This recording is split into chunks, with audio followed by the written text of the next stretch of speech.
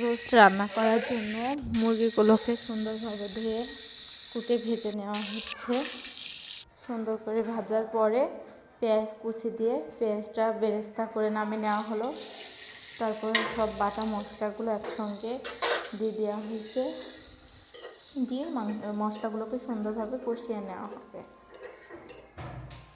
মশলাগুলো কষানোর পর তেজপাতা, ধনিয়া গুঁড়া, মরিচ গুঁড়া, হলুদ গুঁড়া সব একসঙ্গে দিয়ে মশলাগুলোকে সুন্দরভাবে কষিয়ে নিয়ে, যত মশলা কষানো হবে তত রোস্টটা টেস্ট হবে।